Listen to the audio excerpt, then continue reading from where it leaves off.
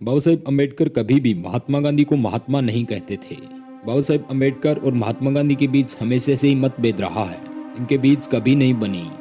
महात्मा गांधी एक समय के सबसे बड़े नेता थे, वहीं बाबा साहेब अम्बेडकर को मानने वाले लोगों की संख्या कम नहीं थी। लेकिन दोनों ही इतने बड़े नेता होने के बावजूद ये हमेशा से ही एक दूसरे का विरोध क्यों करते थे।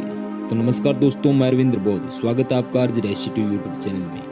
तो आज हम जानने की कोशिश करेंगे कि बाबा साहेब अम्बेडकर और महात्मा गांधी के बीच कभी क्यों नहीं बनी। साल 1955 में डॉक्टर अम्बेडकर ने बीबीसी को दिए गए एक इंटरव्यू में महात्मा गांधी के साथ अपने संबंध और मतभेदों की एक लंबी बात कही। तो जानते हैं अम्बेडकर ने महात्मा गांधी के बारे में क्या कहा।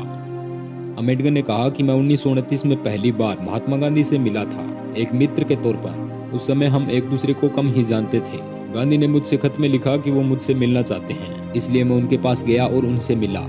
ये बात गोलमेज सम्मेलन में भाग लेने से पहले की है। फिर वह दूसरी बार गोलमेज सम्मेलन में आए।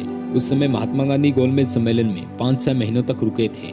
उस दौरान भी मुझसे उनकी मुलाकात हुई। पूना समझौते में हस्ताक्षर करने के बाद महात्मा गांधी ने मुझसे मिलने को फिर से कहा।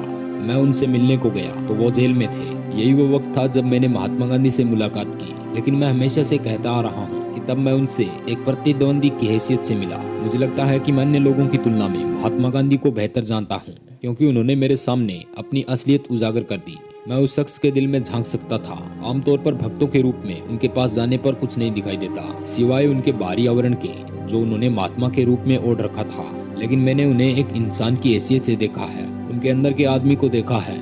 लिहाजा मैं कह सकता हूँ कि जो लोग उनसे जुड़े थे, मैं उनके मुकाबले बेहतर समझ सकता हूँ। महात्मा गांधी बस अच्छा दिखने का दिखावा करते हैं। लोग उनके पास आमतौर पर भक्त के रूप में जाते हैं, इसी कारण उन्हें कुछ दिखाई नहीं देता। पर मैं उनके पास एक विरोधी बनकर गया था, जिसके कारण उनकी सारी असलियत मेरे सामने आ गई। कहा जाता है कि बाबा साहेब अम्बेडकर ने महात्मा गांधी को कटघरे में इसलिए खड़ा कर दिया कि जब आप हरिजन नहीं है तो हमारी बात कैसे कर सकते हैं। जवाब में महात्मा गांधी ने इतना ही कहा था कि अगर हरिजन के लिए काम करने का एकमात्र यही आधार है, तो मैं ये कहना चाहता हूँ कि मेरा अगला जन्म हरिजन के घर हो। और यहाँ तक कि अम्बेडकर का यह भी मानना था कि महात्मा गांधी के बिना भी भारत को आजादी मिल सकती थी। तो दोस्तों, आज के लिए बस इतना ही। मिलेंगे नेक्स्ट वीडियो में, तब तक के लिए जय भीम, नमो बुद्धाय।